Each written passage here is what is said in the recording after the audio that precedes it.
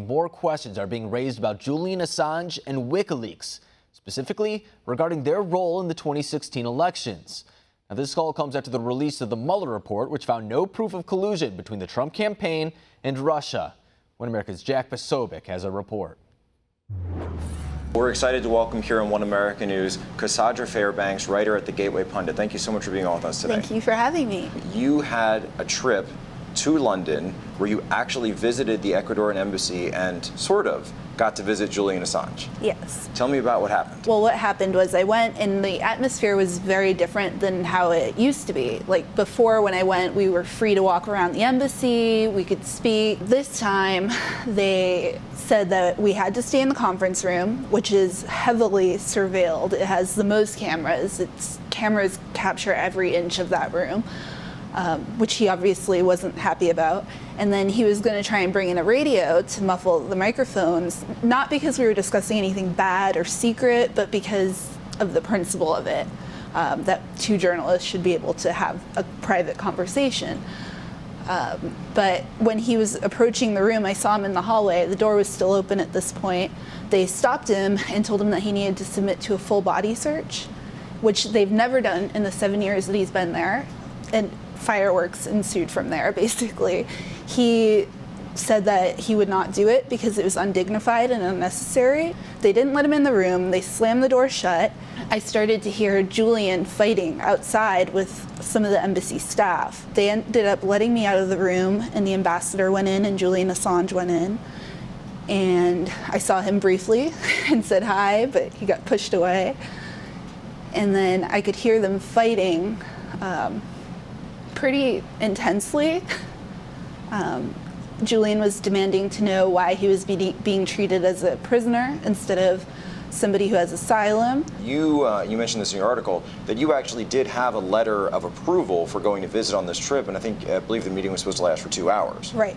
So under the new protocol, which has only been in place since he got gagged, they also added an application process for visitors.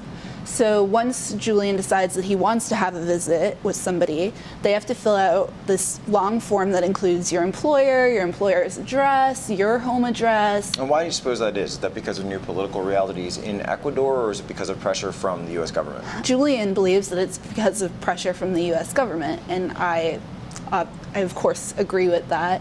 Why is the U.S. government now putting pressure? What is the plan from at least the U.S. government side? We are talking about the Trump administration. What is their plan moving forward with Assange? They're now going after the Manning leaks. Actually, Obama had decided that he didn't want to pursue WikiLeaks because it would set a really dangerous precedent.